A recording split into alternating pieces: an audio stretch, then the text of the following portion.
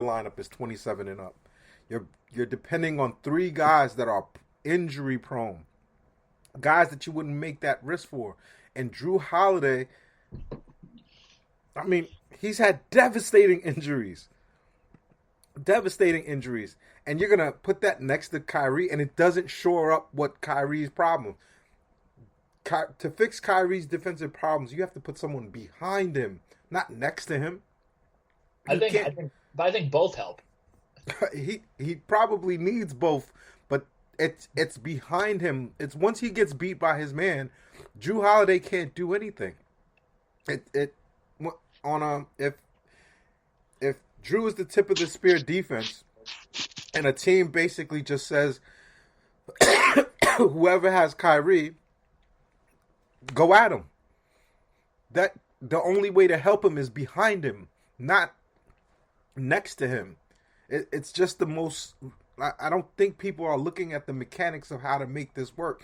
When Kyrie was at his best, he had Tristan Thompson behind him, and he had Kevin Love behind him, and he had LeBron James behind him. It wasn't a guard next to him. He had J.R. Smith next to him most of the time. He also got helped out having Delly around him, who got to guard the toughest guy. And I think if you have Drew doing that, and if you get another guy who's a four, who's basically in there more so for defensive purposes, I think because I think that team would be so good offensively, then you'd actually be able to almost sacrifice a spot a little bit. Then I think it's all right. And my Delly thing is, was not a good defender. I mean, I don't remember Delly being a good defender.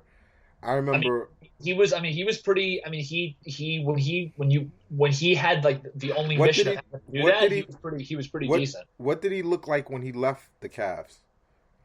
Has anyone ever talked about Delly's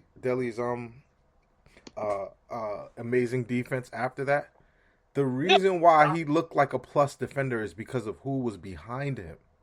It was yeah, I guess because but I guess my thing is that if you're with someone like Kyrie, if you're putting a Drew next to him on top of Durant, and who's like a really good defender and also still really underrated, as well as like another any type of four who's more defensive minded.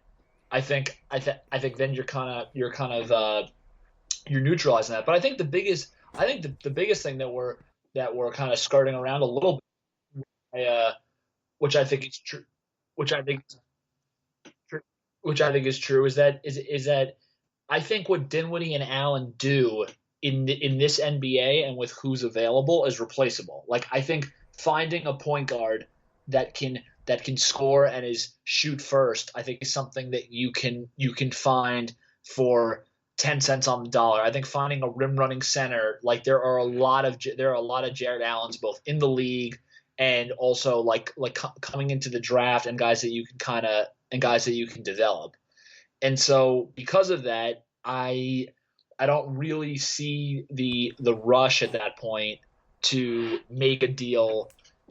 Sorry, I don't see the rush to keep a guy like Dinwiddie and Allen just because Nets fans have gotten comfortable with them, and because we like them. Because at the end of the day, like, you want to maximize the amount of talent like you have, and you want to maximize also the money that they have, because obviously you're in a salary capped league, and getting a guy like Drew does satisfy something, and it still leaves you with other assets to deal around. On top of the fact that we haven't even talked about all the picks that they have, and the fact that those are also going to be available to make deals with the draft in 3 days. Although, I mean, whether the Nets end up trading that pick, I think remains to be seen.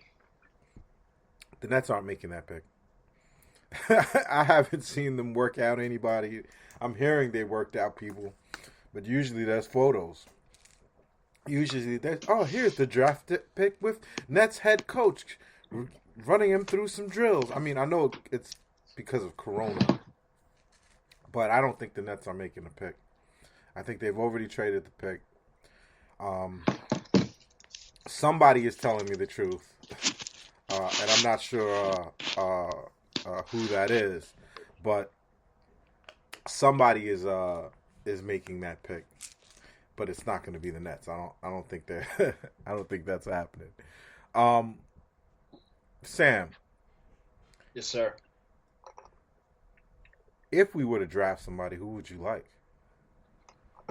You got anybody? So, it's interesting because I think a lot of it kind of depends on, uh, like what, it's so much of it ends up being based off of what we think the trades are going to be. So, like, if you told me that Allen was going to be traded, then I would be interested in getting like a Jalen Smith type guy.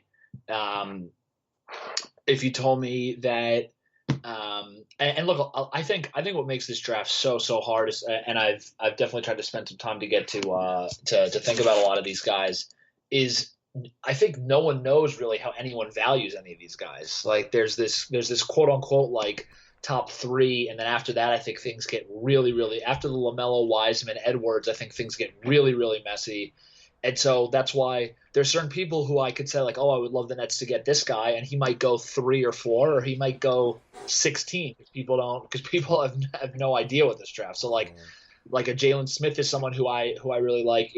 If they were gonna get a guard because they're trading, let's say like a Dinwiddie, I think like Tyrell Terry from Stanford is a really interesting guy. But then if you're talking about wings to help defensively, I think people have talked a lot about Josh Green. That's someone who's come up a ton. I know. And then maybe and then you also look at kind of some other bigger wings like the R.J. Hampton and Sadiq Bey types, but so much of it ends up being based off of who they're gonna, if they're gonna trade anyone, who they're gonna trade. I mean, I like as I've said, I still want to see like what Claxton can do, and as the running theme that I've made throughout this entire podcast is on these championship teams, you want to condense the lineup to a point where you still have depth, but you don't have too many guys that you're running around these lineups where you're like, oh, we have like 10 guys. What do we do? Because at the end of the day, you want to, every single minute that you have, you want to maximize, especially because your stars end up playing more in the playoffs, all that stuff. And so you want people that are going to be additive. And so I think they got to be, I think hopefully with this whole moratorium period that's been going on and that will be lifted, I guess, tomorrow, recording this on Sunday night at noon on Monday, hopefully they kind of know what trades they have in the works to the point that they can kind of draft for that purpose. But I think the other big thing, and I think this is also goes to your point recently about like continuity and keeping people together, is this is going to be a short training camp. And because of that, like they're gonna have to get their team together quickly, and if there's gonna be moves, then that's obviously another wrench that's just been thrown in. So I think with all that said, it's it'll be interesting. But yeah, I mean, just say it one more time: Smith, Terry, and then some of the wings like Bay or Hampton. I'm particularly interested in. Ah, they're not drafting anybody, man. They're trading that pick. That pick is traded. That pick has no value to the Nets. They don't have room for it. They don't even want to add that to their salary cap. I think the Nets are about to be different. Sadly, if I had to place my bet based off what I'm hearing, based that just looking over the landscape of what makes sense, unfortunately, and it makes me sad to even think about it, Jared Allen's out of here. That sucks, and it's going to be a mistake. We will live to regret it. Will we have a championship to make us feel better about it? I don't know, but we will regret it. I think Jared Allen's going to be a special player in this league, and would have fit what the Nets doing, to the T. But I'm also mad about Dinwiddie. I think Dinwiddie's gone as well. And so what do you think they're getting? Hmm? What do you think they're getting? I don't know, man. I don't know. I've heard some really silly things that I don't want to repeat. Because I think people are just throwing stuff out there to try to create a climate or an echo chamber for their player to get to Brooklyn. Yep. I'm not going to do that. I'm not going to, be somebody's pawn and repeat their stuff. I've done that the last few years, not knowing that that's what I was doing. And Um, by the way, I want to say something for what you just were just talking about in terms of like who's going where and what. I do think to what you've been saying about keeping Dinwiddie and keeping Allen and stuff. I think it is worth repeating, and this goes to your point earlier, that part of what brought KD and Kyrie to Brooklyn was the culture, was the thing they had going, and obviously every time you chip at the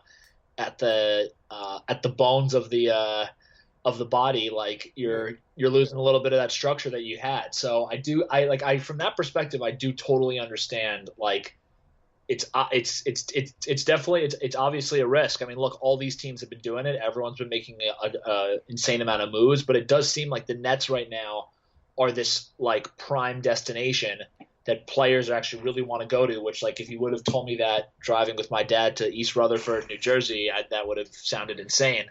But right now, they're like you talk about like the coaching staff, training, medical, HSS, the new training facility out in Brooklyn, like the fact that all the players seem to be living in Brooklyn or like close in Manhattan, like it does have a certain vibe, but you also you don't want to take advantage of that.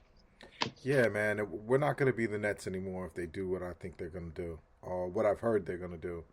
They're going to be something else, and that's sad for me because I think the character and the spirit and just being tied to the community that we're playing and like bringing in these mercenaries don't make me happy. You know, like that's the my favorite part about Kyrie Irving is that he loves this team. He knows the Yep. history of the team. He knows our language. He knows our insecurities. You know, he's about that Nets life, and you gotta love him for that, right? All of the other stuff aside, you have to love Kyrie for the fact that he's one of us. You know, but if you keep adding to that, if you keep tearing away at what we are, Kevin Durant and Kyrie Irving, if they're who they say they are, that's a championship right there. Let's not Yep. forget that this team, without them, was a 6 seed. With them, we're supposed to win it all. With them, if Karras just had a competent power forward, I know that's we should be the power forward show. We should just rename the pod to the power forward show because we talk about it so much. But if you're asking me what the Nets can't do, and that every other team can do, the Miami Heat, the Philadelphia 76ers, the Milwaukee Bucks, they have offensive guys who are athletic, can drive to the basket and finish at the rim. They have physical physical pressuring defenses that they can switch to at a time when they can't score. The Nets do not have that. You need to fix that, Sean Marks. And this is about legacy, what's happening right now. Right now, nothing you did before matters. Billy King showed us that. Billy King got us Darren Williams. Billy King got Dwight Howard to want to come to the Nets. Billy King cleared our caps, our books of horrible players. And when he came to the precipice, when he had everything at his disposal, he did the Celtic trade and ruined the team and ruined his legacy. No one thinks of Billy King as a even semi-good GM now. And everything Sean Marks has done can be poured down the drain if he fucks this up. Because you have a 6 seed. You can't go and say, "Oh, the 3rd seed is good enough with the trades that I make." No, if you ruin who this team is, it has to be for the championship. It has to be for everything, Sam. And I don't like what I'm hearing. I don't like what's being discussed because what's being discussed does not address the things the Nets can't do. The Phoenix Suns had Amari Stoudemire. We don't have an Amari Stoudemire like players that could bang it on someone and is going to grab 20 rebounds in a playoff game when he needs to. That guy does not exist on this team.